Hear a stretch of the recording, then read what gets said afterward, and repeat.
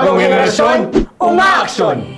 Matagal na ang kaagapay ng bawat Pilipino ang Bagong Henerasyon Party List sa pag-angat ng pamilya at pamayanan. Sa matibay na track record ng serbisyong tapat at konkretong aksyon, patuloy naming tinutugunan ang mga pangunahing pangangailangan sa kalusugan, edukasyon, kabuhayan, kapayapaan, at suporta sa mga solo parents. Sa pamamagitan ng aming helps advocacies, nais naming ipagpatuloy ang mas pinalakas na serbisyong diretso sa tao mismo. Tinakda po namin ang mga makabuluhang batas tulad ng Universal Healthcare Law, 105-Day Expanded Maternity Leave Law at Malasakit Center Act para siguruhing abot kamay ang serbisyong pangkalusugan.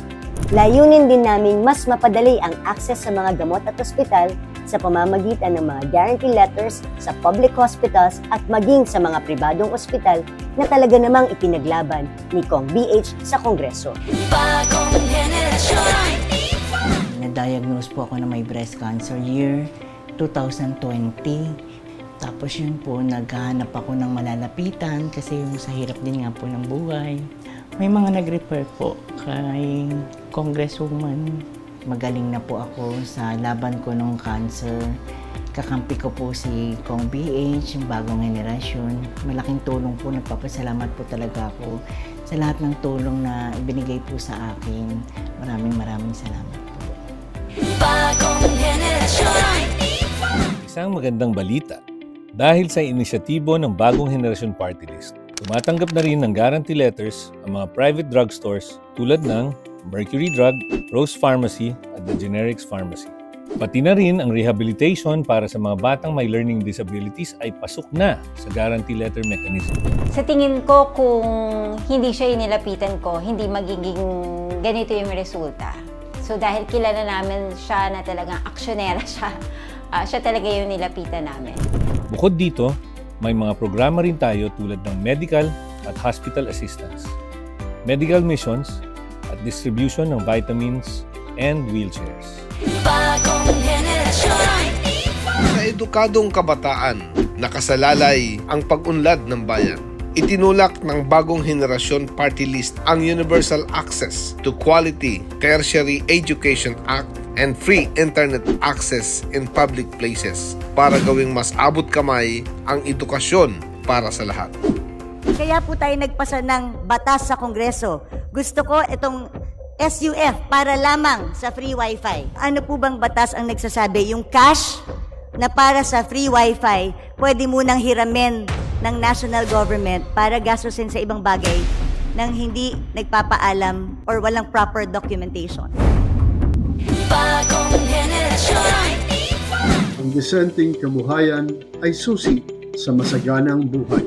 Sa pamamagitan ng mga livelihood projects ng Bagong Henerasyon Party List tulad ng Bike Hanap Buhay, microfinancing at entrepreneurship seminars, libo-libo na ang nabigyan ng bagong pag-asa. Marami rin tayong nabigyan ng pag-asang pangkabuhayan sa pakikipagtulungan sa serbisyong bayanihan ng UNTV. Nagmamasa-masahe na po ako nung time na nag-aral ako kay Ma'am BH. Thank you for chance na binigyan niya ako ng pagkakataon para magkaroon na ng license. Yun po yung ginamit ko, yung naging unang hakbang ko para marating ko at nakapagpaaral ako sa aking mga anak. Bagong henerasyon. Pag may katahimikan, may pag-unlad. Isinusulong namin ang Nationwide Curfew Act at Expanded Anti-Violence Against Women and Their Children Law para sa mas ligtas na komunidad. Kasama rin dito ang mga inisyatibo tulad ng relief operations, calamity assistance, tree planting, at iba pang proyektong nagtutulak ng kaayusan sa ating mga komunidad. Bagong henerasyon.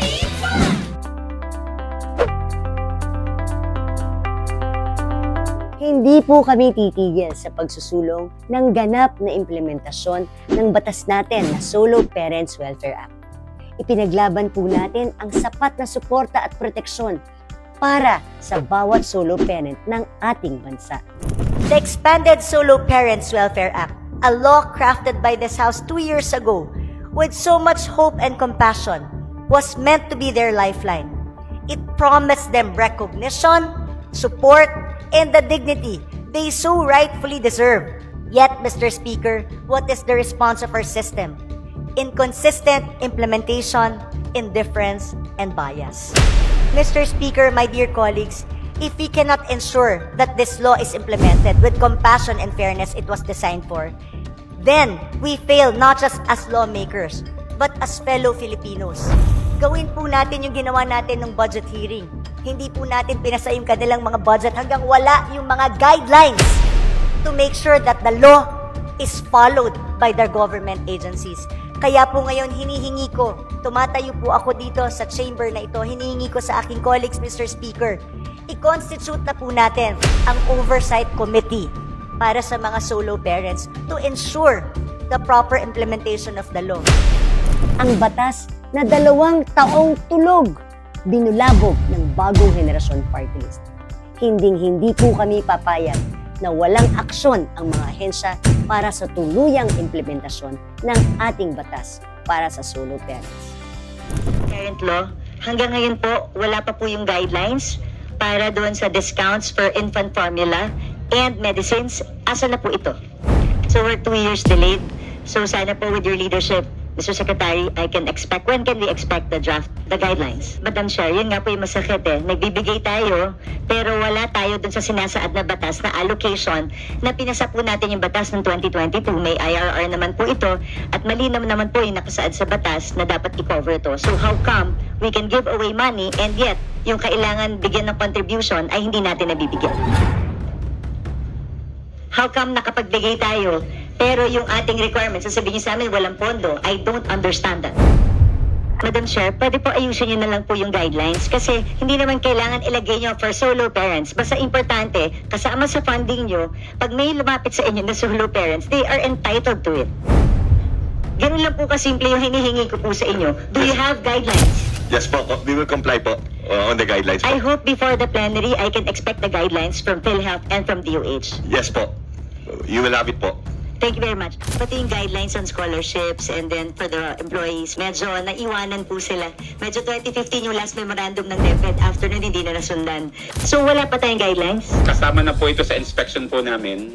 We'll just check, Madam Chair, the result of that specific standard on child manding structure. Can you submit to the committee and to my office with regards to... Kahit job contract sila, job order or contract of service sila, they're entitled to the 7-day leave. So, I think this is an opportunity. Pwede bang isama natin sa special provision para i-clarify sa lahat ng agencies that they are qualified for the parental leave of 7 days. We have to follow that. That's why we have to put it in the special provision. I know that's what the problem is. Walang employee-employer relationship, si job order at saka si contract service. But we should have thought of that before we passed the law. But we passed the law and signed by the President. So we have to honor the law. That is correct. I tend to agree with you. So, definitely, hindi tayo papayag na a joint circular will trump the law. Paglalaban po natin yan. At para sa mga solo parents, huwag po kayong mag-alala. Hindi na po kayo nag-iisa. Meron na po kayong forever. Serbisyong may resibo. Guidelines para sa mga benepisyo ng solo parents na OFW at ng kanilang pamilya. 2 years overdue na po ang guidelines na ito, for record. This is not a joke. Balikan ko. Alam niyo naman po yung pinalo up ko po sa inyo last week. Have you written the guidelines for the OFWs that can be considered solo parents? 7-day leave para sa mga solo parents na job order at contract of service na nagtatrabaho sa gobyerno. Kahit job contract sila, job order or contract of service sila, they are entitled to the 7-day leave. So, I think this is an opportunity. Pwede bang isama natin sa special provision para i-clarify sa lahat ng agencies that they are qualified for the parental leave of 7 days. We have to follow that. That's why we have to put it in the special provision. I know that's what the problem is. Walang employee-employer relationship, si job order at saka si contract service. But we should have thought of that before we passed the law. But we passed the law and signed by the President. So we have to honor the law. That is correct. I tend to agree with you. So, definitely, hindi tayo papayag na a joint circular will trump the law. Paglalaban po natin yan, Madam Speaker. libreng notaryo para sa mga solo parents. Ma'am, pwede po ba yung mga solo parents lumapit sa inyo para sa libreng notaryo? Yung mga solo parents natin na below minimum wage at below 250,000 income. Opo, basta papasa po. Libre yung notaryo na Libre naman. All over the Philippines. Oo, pero malaman din ba, mula ngayon sa aming report, annual report, ay ilalagay na natin category ng solo parents served by family. Para ma-recognize. Automatic PhilHealth coverage for solo parents and their beneficiaries. Okay, mga kasolo, kasama po natin ngayon si President and CEO Mandy ng PhilHealth. At may good news po siya sa atin. Ito na po, resibo mula nung aming huling pre-plenary. Nag-promise siya sa atin, gagawin niya yung guidelines para sa mga solo parents at ito na. Kaya pasalamatan natin. Thank you very much, PCO Mandy. You're welcome po. Issuance of guarantee letters sa Mercury Drugstores, Rose Pharmacy at the Generics Pharmacy na tinakda ng DSWD. DOH implementing rules and guidelines para sa mga benepisyo ng solo parents. Parent law, hanggang ngayon po, wala pa po yung guidelines para doon sa discounts for infant formula and medicines. Asa na po ito? So we're 2 years delayed. So sana po with your leadership, Mr. Secretary, I can expect, when can we expect the draft, the guidelines? Madam Chair, yun nga po yung masakit eh. Nagbibigay tayo, pero wala tayo dun sa sinasaad na batas na allocation na pinasa po natin yung batas ng 2022. May IRR naman po ito at malinaw naman po yung nakasaad sa batas na dapat i-cover ito. So how come we can give away money and yet yung kailangan bigyan ng contribution ay hindi natin nabibigyan? How come nakapagbigay tayo pero yung ating requirements, sasabihin niyo sa amin, walang pondo. I don't understand that. Madam Chair, pwede po ayusin niyo na lang po yung guidelines kasi hindi naman kailangan ilagay niyo for solo parents. Basta importante, kasama sa funding niyo, pag may lumapit sa inyo na solo parents, they are entitled to it. Ganun lang po kasimple yung hinihingi ko po sa inyo. Do you have guidelines? Yes po, we will comply po on the guidelines po. I hope before the plenary, I can expect the guidelines from PhilHealth and from DOH. Yes po, you will have it po. Thank you very much. Benepisyo para sa mga solo parents mula sa OWA katulad ng OFW Scholarship Program. Basta ikaw ay asawa ng isang OFW na semi-skilled or low-skilled at nag-iisa kang nag-aalaga at nagpapaaral sa anak mo dito sa Pilipinas, ikaw ay considered solo parent. Kaya nandito si Arnel, ang OWA ay magbibigay ng priority sa mga solo parents. Magbubuo na kami ng karagdagang programa aside from the scholarship. Kasi may utang ang OWA sa atin na guidelines from the 2 years na. Kaya ngayon, gagawin na nila yung guidelines to make sure. So yun lang. Scholarship, solo parents, may OFW scholarships, tas priority ang may solo parent ID. Mandatory na paglalathala ng mga benepisyo ng mga solo parents mula sa DSWD. Solo, kasama po natin si Secretary Rex Gatchalian ng DSWD at ibabalikan niya sa atin ang magagandang benepisyo para sa mga solo parents na hindi pinapabayaan ni Secretary Rex. Dahil sa batas nyo, dahil sa patuloy nyo na pagkalampag sa amin, masisigurado natin na they are accorded all the benefits, all the privileges, and all the protection na nakasaad sa batas. Pagsisiguro na ang DepEd ay may guidelines para sa scholarship na nararapat para sa mga anak ng solo parents. Ay pati yung guidelines on scholarships and then for the employees, for the COs and medyo naiwanan po sila. Medyo 2015 yung last memorandum ng DepEd, after nun hindi na nasundan. Guidelines mula sa DOLE na nagsasaad ng karapatan ng mga solo parents bilang empleyado. So wala pa tayong guidelines? Kasama na po ito sa inspection po namin. We'll just check, Madam Chair, the result of that specific standard on child manding structure. Can you submit to the committee and to my office with regards to Pagsusulong na mailabas ang guidelines at maipatupad ng DOH ang 10% discount at VAT exemption para sa mga purchase commodities ng solo parents gaya ng infant formula, diaper, gamot, at iba pa na para 6 years old and below na mga anak ng solo parents. Sa solo parent law, hanggang ngayon po, wala pa po yung guidelines para doon sa discounts for infant formula and medicines. Asa na po ito? I know for the solo parent law, we're already describing, adding them under the indirect solo parent, whether they are employed or unemployed. So we're meeting on September 11. Then, Chair, para lang for the record, the IRR was passed on November 1. So dapat 30 days after yung guidelines. September 1 of 2022, ha? November 1 of 2022. So we're 2 years delayed. So sana po with your leadership, Mr. Secretary, I can expect, when can we expect the guidelines? Guidelines, well, our EXCOM is meeting on September 6 and I was told that it will be presented for approval. Maraming salamat po.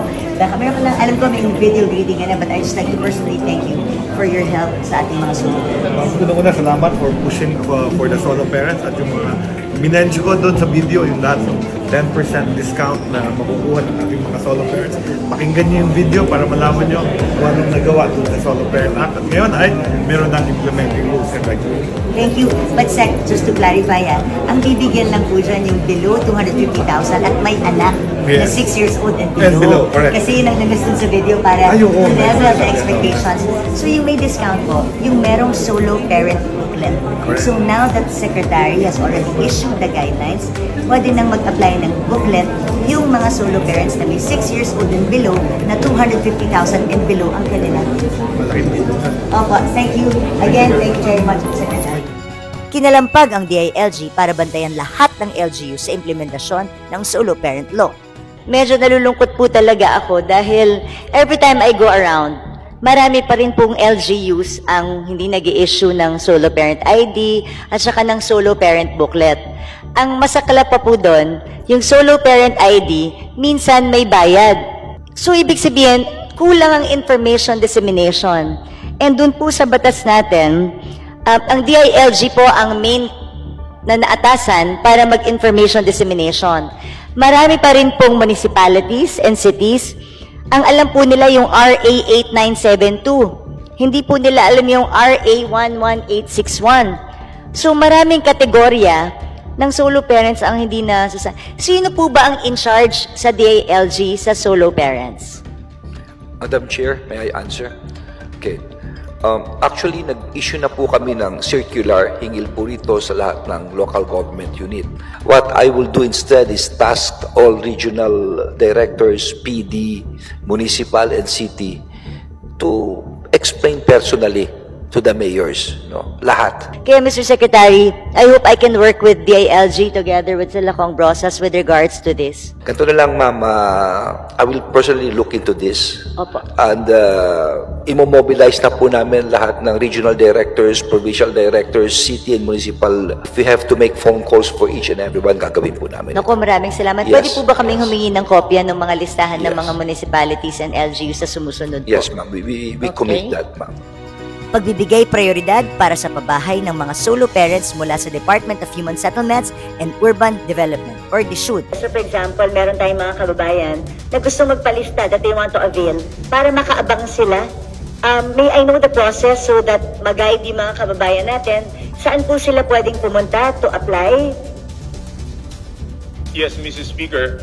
Ang nangyayari po, yung ating mga beneficiaryo na gusto po mag-avail ng housing units ay pwede po mag-apply sa regional offices or po doon po sa LGU, Mr. Speaker.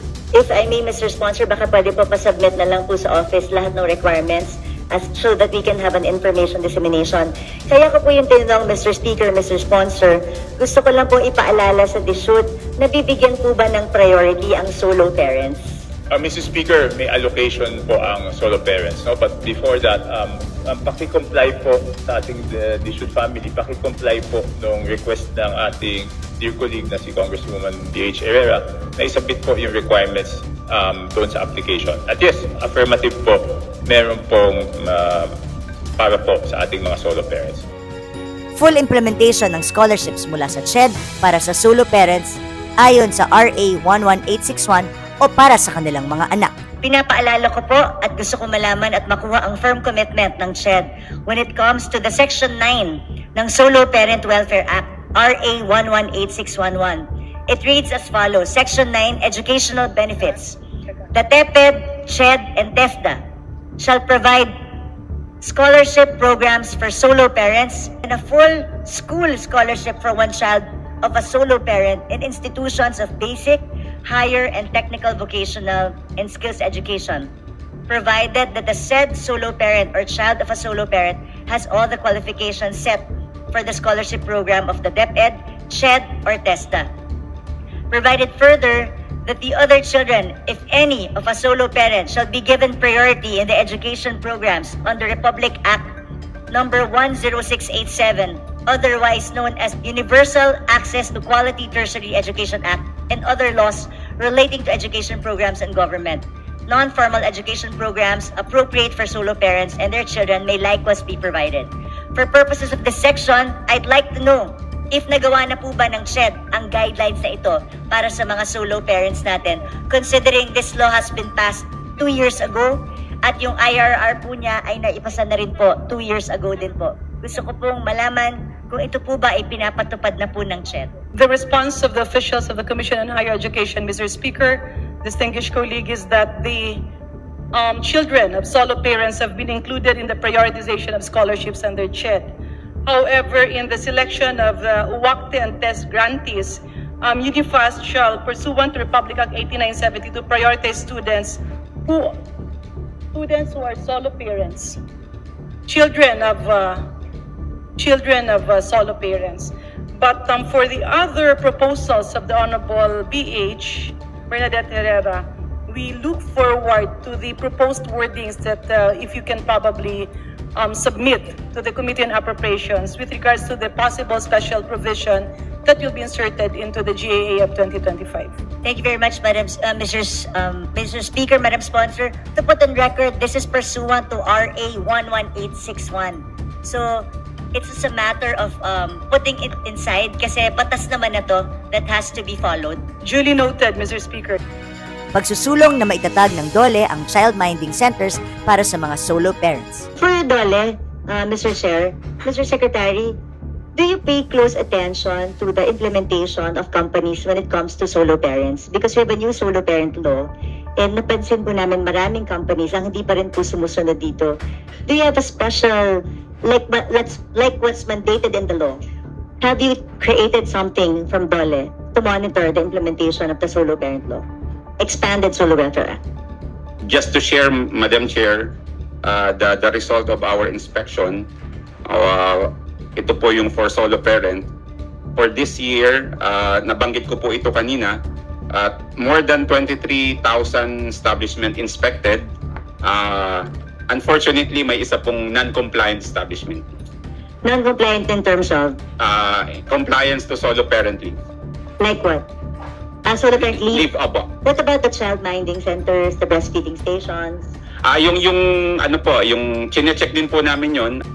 Para matiyak na kasama natin sa pag-angat ang mga solo parents, tuloy-tuloy ang ating suporta at matapang na pakikipaglaban sa mga batas na nararapat para sa kanilang proteksyon, kapakanan at kinabukasan. Hindi nyo man po ako araw-araw na nakikita. Rest assured, araw-araw pinaglalaban ko po ang ating bayan. Ating iaangat, buong bansa ay uunlad. Bagong henerasyon. Ang Bagong Henerasyon Party List po ay nananatiling tapat sa ating atikaing maglingkod sa bawat pamilyang Pilipino. Sama-sama nating itaguyod ang isang mas maayos at masaganang kinabukasan. Para sa lahat. Sama-sama nating iangat ang pamilya, solo parents, at iba pa. Bagong Henerasyon, umaaksyon! Bagong henerasyon.